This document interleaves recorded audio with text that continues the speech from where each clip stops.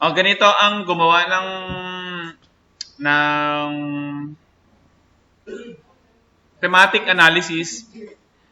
Tapos magko-coding pa tayo mamaya, no? Ang gagawin natin, gagawa tayo ng Google Form, no? So, for example, ito, learnings ba? Tama ba? Lessons learned. Example, lessons learned. Tapos, tanongin nyo, for example, what are your key takeaways in yesterday's conference? Yan, example yan, ha? Kaya nyo, hanggang ilang sentence ang kaya nyo i-type? Yung matotolerate yung i-type? 3? 1 lang? So, kung short answer na lang, no? Kung 1.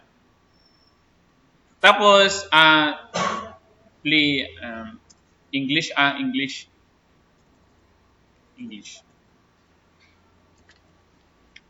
Yan.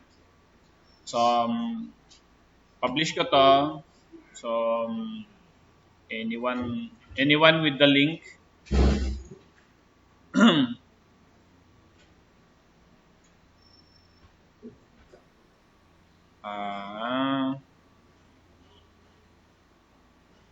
anyone with the link, done list. Tapos, kunin natin tong parang chain dito, yung parang kadena na icon, no? Shorten URL, then copy, send ko sa inyo. I need your responses para ma-code natin at saka ma-thematize yung text na nandyan sa cellphones ninyo. Okay? Sagutin nyo lang.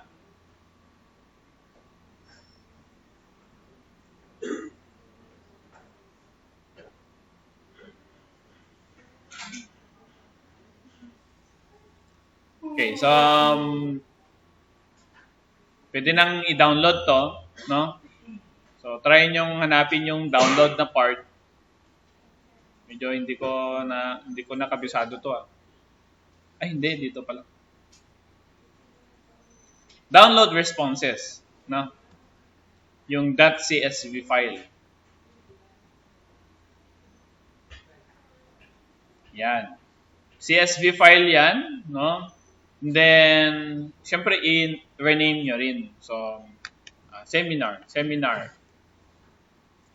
27 respondents. Save nyo. So, nakasave na siya. Ngayon, punta kayo sa mismong file. So,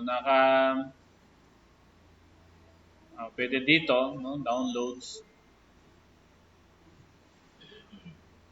Ito. I-extract nyo, syempre. Extract all. Then, hanapin nyo yung untitled form na yan. Yung form na nasa loob ng na-extract na zip file. Yan. So, ito siya. No? Ito yung content ng data ninyo. Ngayon, ang ginagawa dito, ninanumberan na lang namin yung respondents, no? Yung mga responses. 1 to 37. 1 to 27, no? Ha? Drag mo lang.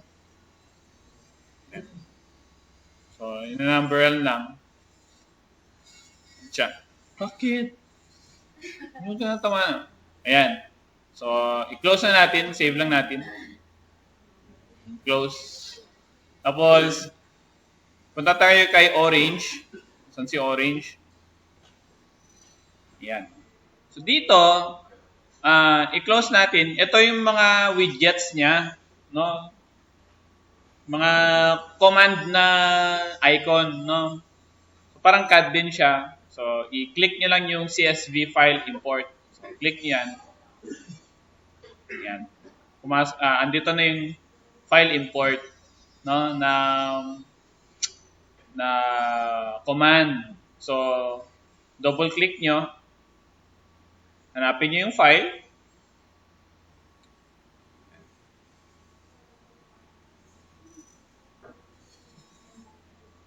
Ayan siya.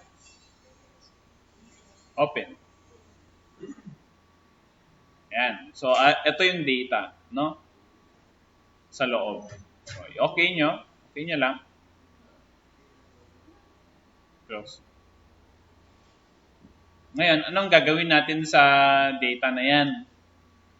Dahil thematic analysis ang common na ginagamit sa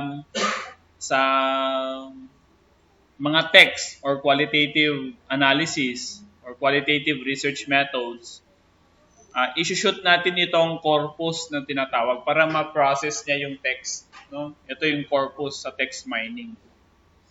No? So, ishoot niyo yung corpus, pero take note, dapat naka-activate yung text na feature ng Orange. So, mag-add-ons kayo. Sorry, hindi ko nabanggit to, no?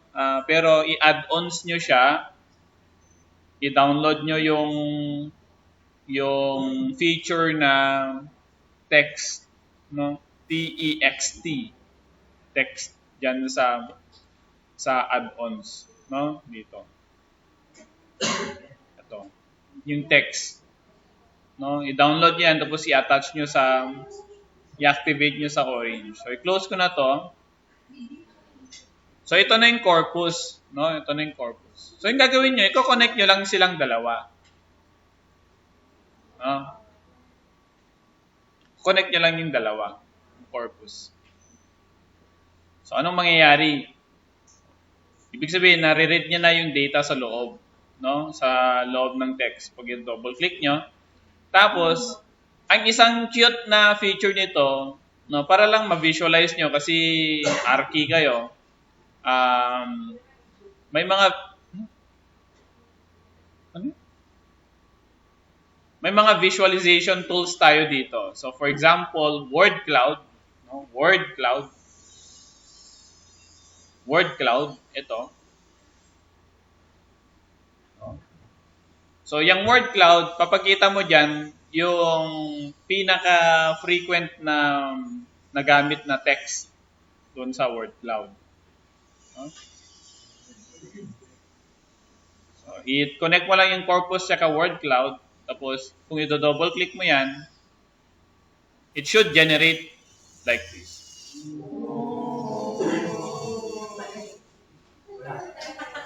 Ayan. Sobrang dami. Pero kung titignan nyo, yung mga maraming lumitaw is benefits, fire, no, smart, learn, quality, building, important, safety, conference. Doon sa malapit sa center, no? Pero syempre, alangan naman ilagay natin off, tsaka end diyan, no? So, anong gagawin natin dyan para matanggal yung mga ganyan, no? Ang una na kailangan nyong gawin din is linisin din yung laman nung CSV file ninyo. So, anong gagawin natin? So, para malinis yun, balik kayo doon sa CSV file, no? Minimize natin yan. Babalikan natin to. Kailangan mong linisin yung laman niya rin. So, ito na yung tinatawag natin na data cleaning, no? So, ito, informative. Pwede na natin tanggalin tong what are your key takeaways kasi yan yung mismong question, no? Delete natin yan. Tapos, it was informative. Tapos, yung AI dyan is i-edit natin ng AI na ganyan. Hanapin natin yung iba dyan. Iba pa dito. AI, learn, quality of life. O basta mag-edit lang kayo dyan, no? Ayan, use AI dyan. AI. Tayo dyan. So, ganito lang mag data cleaning din, no? So, i-save natin yan. Tapos, meron pa tayong gagawin, no? Ang tawag doon is pre-processed text. Para tanggalin natin yung mga panggulo dito, no? Of, no? Of, the, and, I, can, your, are, hindi yan ini-include talaga, no? So, i-close natin to, no? Tapos, i-reload natin to, pwedeng i-reload, no? Para ma-update lang yung in-edit natin sa CSV file kanina, no? Kasi sinave mo to, so i-reload mo siya, no? Close natin to. Tapos, punta tayo sa pre-processing, no? Pre-process text. Dapat lilitaw dito ang pre-process. Hintayin natin naglo-load. Kasi nga, di ba, ano to, Ryzen 3 lang to. Sorry.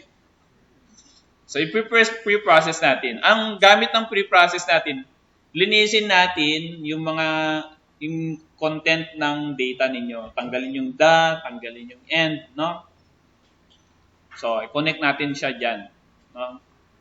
Tapos, kung titingnan yung laman ng pre-process text, makikita kayo ng ano dito, ng command doon sa baba na stop words, no?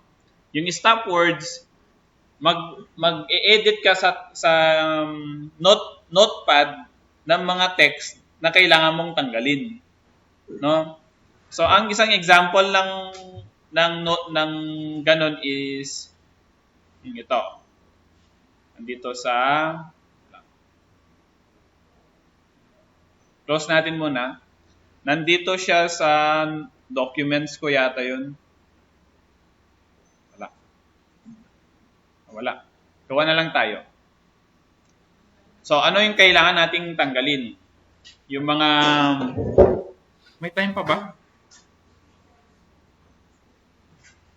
Malayo pa. The, and, yun.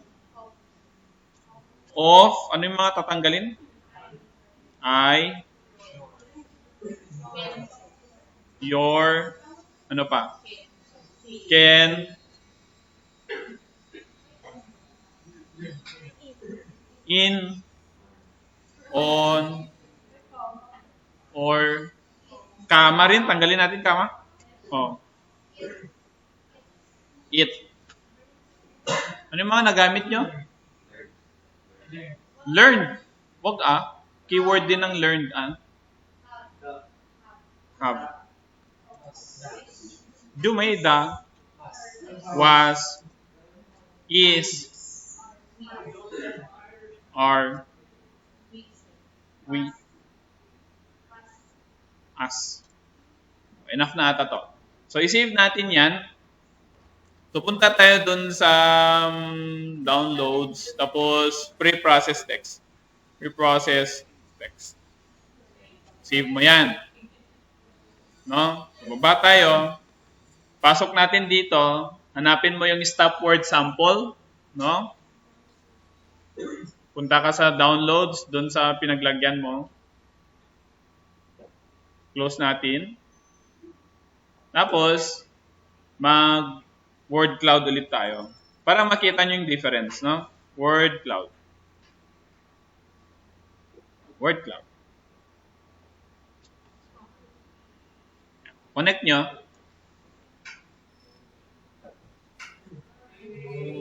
Di ba mas malinis tignan? No? Compared kanina. O bakit may 9 dun?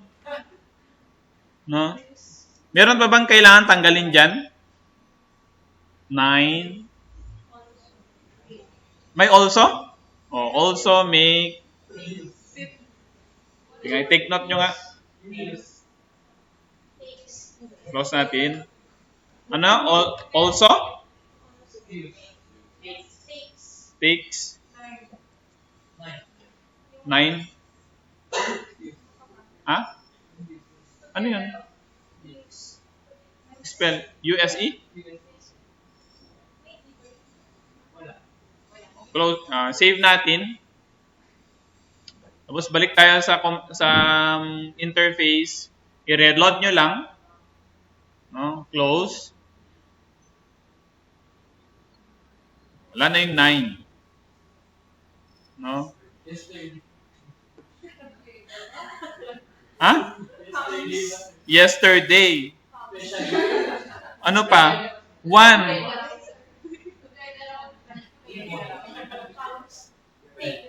Sige nga. Teka lang. Later? Later? Tugegaraw? Especially? Takes? Yesterday? Able. Kung tanggalin natin ang learn. Wag na. Wag. Ano pa? 1. Save natin. Pre-process. Tapos reload. No, tapos close. Balik ka sa word cloud. May seat. Lot. Truly? May truly ba? Take away. Truly. Ano pa? Lot. Well. Close lang. Ay, save nyo. Then, reload. Close. Yan. So, kung titingnan nyo, mas malinis siya compared dun sa initial na word cloud ninyo. No? Ha?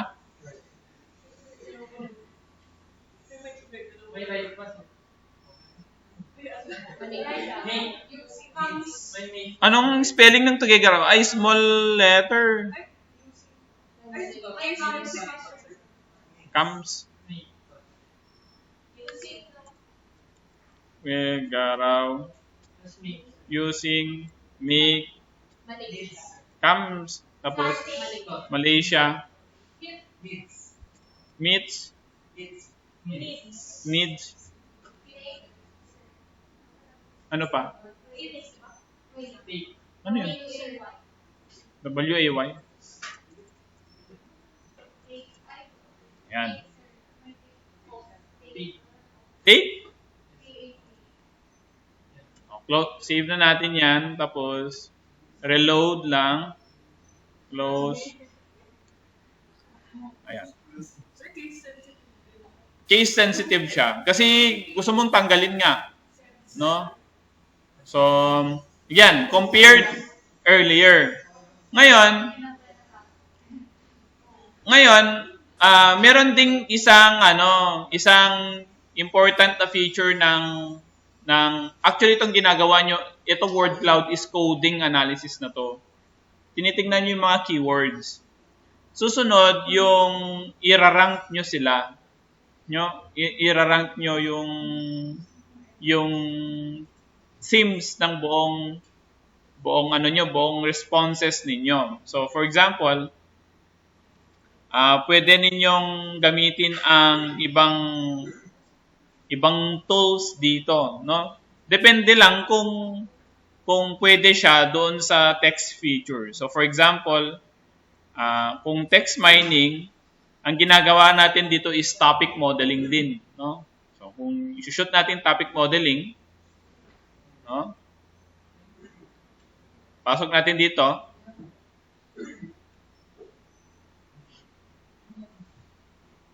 Ayan siya. Yan yung rank niya. Okay? So, based doon sa based doon sa mga sagot ninyo, ganyan yung ranking niya sa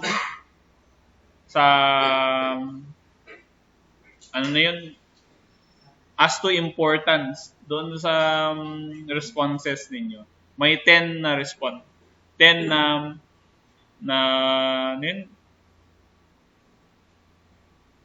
repeating na themes. So yung ginagawa natin dito, pwede namang gawing report 'yan, no?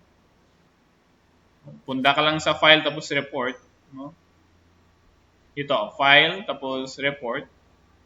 Close natin to. Ayan siya. No? So, pwede nyong i-copy-paste to. Copy. Pwede nyong i-copy yan. And then, ilagay nyo sa ChatGPT siguro or Bard yung ginagamit ko. No? Bard. Meron na bang Bard? Gemini. Gemini AI. Oh. Pwede ba? Pwede ko kayang ma-open to? Ayan. So, doon sa na-rank ng keywords na yan, yung 10, hay! Tatanong ko naman na. Papabasa nyo sa AI kung ano ang themes nung rank na yun. So, for example, use the first 3 ranks for a design solution in my thesis, architectural thesis from the following.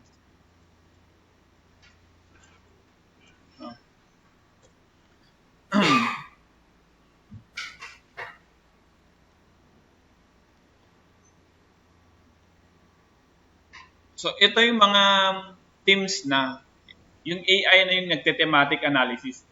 Actually, itong pinapakita ko sa inyo na data mining tsaka thematic analysis, when I did this mano-mano nung wala pang AI, took me 3 months to make a thematic analysis. Kasi nga, may stress ka, no? Ang daming text na kailangan basahin. Pero kung titignan mo ang response ng AI, mas efficient, no? Rank 1, 2, 3, no?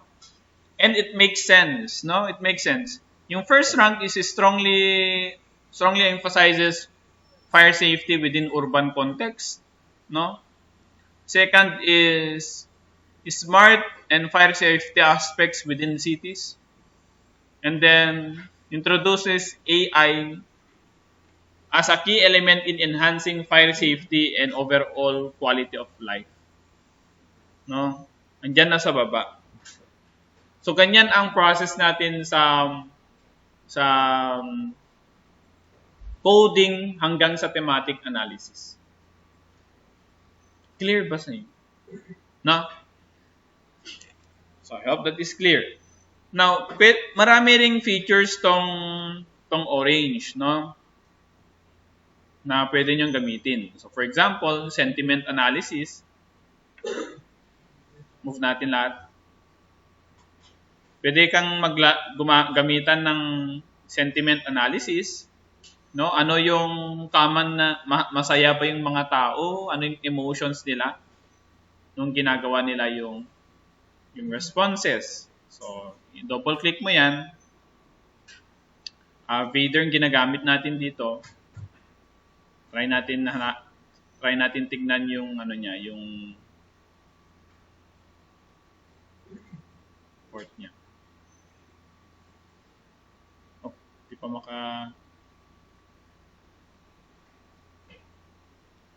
So, ayan siya. I-establish mo yung methodology niya. Most of the time, Vader yung ginagamit natin. And then, i-heat map nyo sila. Saan yung heat map dito? Heat map. Matutuwa kayo dito kasi sa inyo na Archi, mas gustong-gusto nyo yung mga may picture-picture yung yung data. No? So, pwede nyo i-shoot ang sentiment analysis tapos heat map. So, ayan yung niya. Yan yung quality ng responses sa loob. No? So, pwede nyo palitan yung kulay niya from positive to negative. No? So, pwede nyo basahin yan. Pwede nyo paano ba to? Okay na yata to. Inferno. Doon sa taas, makikita nyo yung itsura ng data nyo kung positive siya hanggang sa compound, no? Positive, negative to compound. So, kung titignan nyo, yung range ng positive dito, no? Ito, halimbawa hanggang dito, saan bang positive ulit? Hanggang dito. Ito, pwede nyo i-double click yan. Tapos, mag-generate siya ng report. Ayan, view. Mag-generate siya ng report kung ano yung laman ng response na nandito. So, sino yan yung sumagot dyan sa question na yan na positive pa? No? Hanapin natin.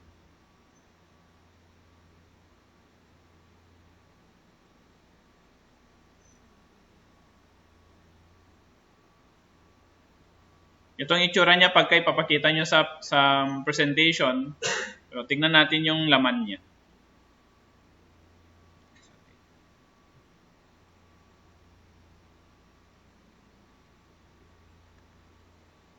Bakit ayaw lang?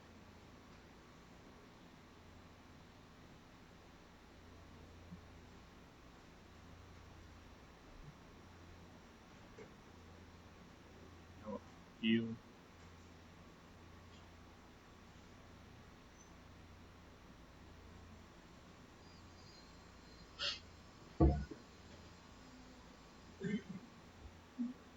Oh, sorry. Teka lang.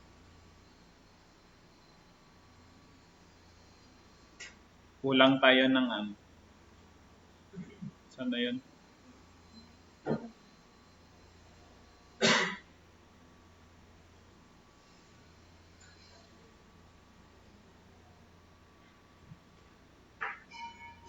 Data table. Lagyan pala ng data table. Double click.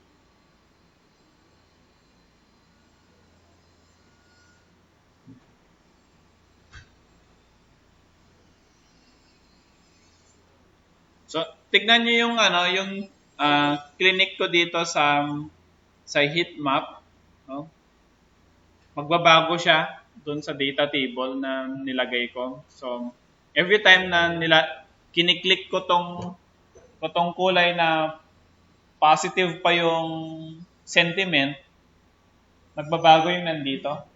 Ito, para hanapin mo kung sino yung sumagot doon sa question na yun. Ay, sino yung sumagot doon sa positive na engagement na yun. Naintindihan nyo? Ito. Ayan. Yung heat map niya. Tapos meron siyang equivalent na, ayan, I learned the importance of, totoo nga naman, no? Kasi positive naman. Sino kaya yung negative dito yung sagot? Tingnan natin dito kung meron. We can use AI. Bakit kaya?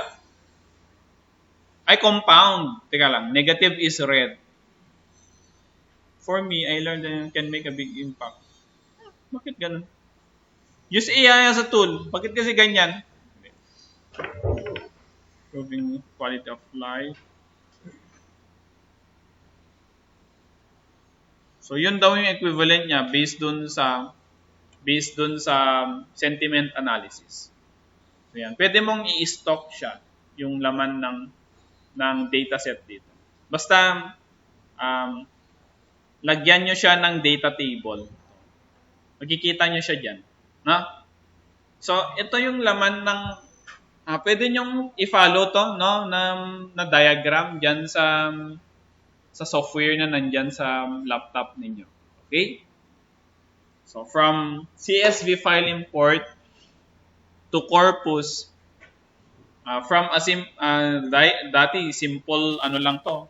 Tingnan nyo, wasak-wasak yung itsura nung first na natin, na dataset natin. Pero nung nilinis natin siya, malayo, no? Malayo yung itsura, no? Nung nilinis na natin. Okay?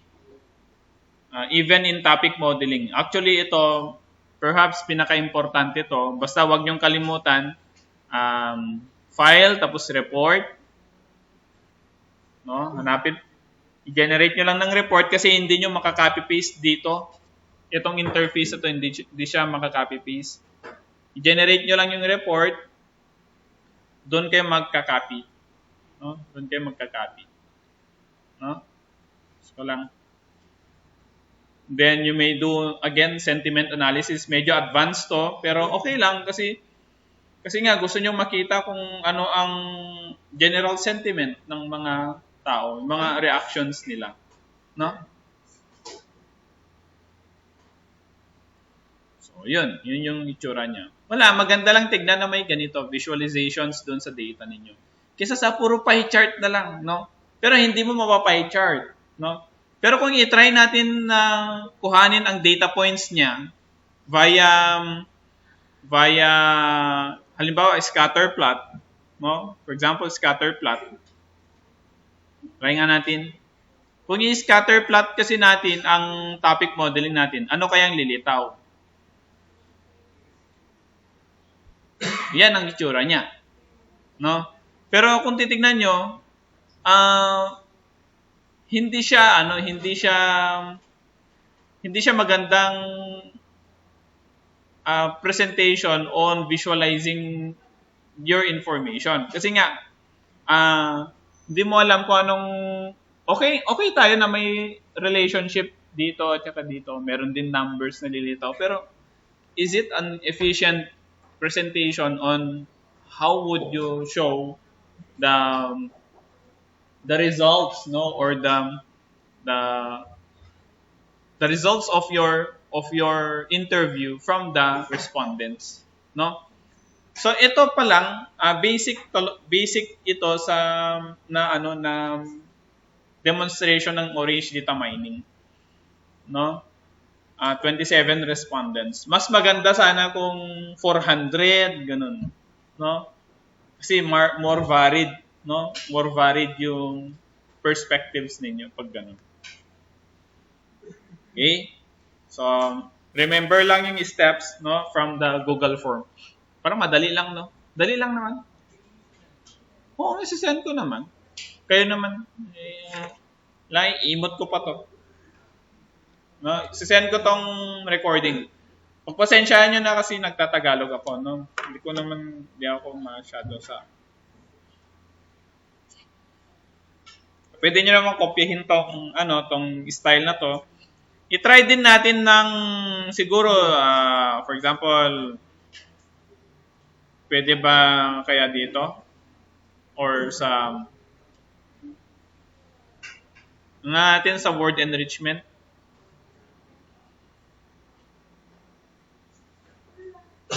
Ay, corpus. Corpus to selected data. Kulang tayo ng information. Corpus to network. Tingnan natin to.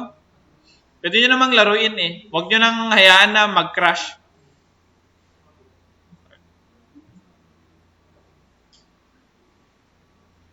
Kulang. Try nga natin yung iba. Madaya nga to eh. Actually, may parts dito na pwede kang mag-data mining sa Twitter. No? Sa Twitter, pwede mong gamitin ang Twitter as your source of data. May dito, may command dito na ito. Pero dapat sa desktop mo gawin tapos sa LAN mo gamitin. Kasi sobrang lag.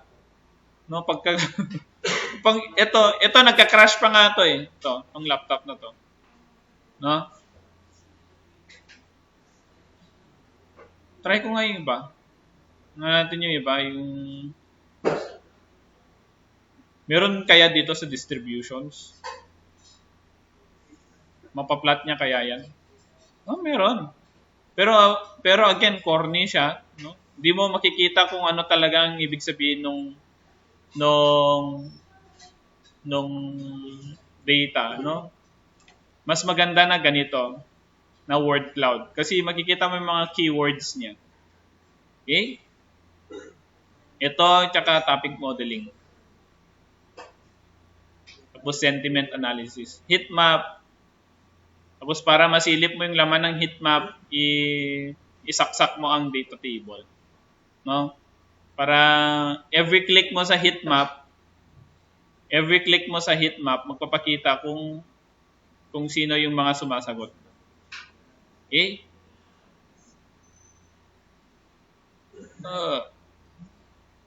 So, i-demonstrate ko ulit. Ayun o. Nag-iiba yung taas. Was informative. Yan. Iba.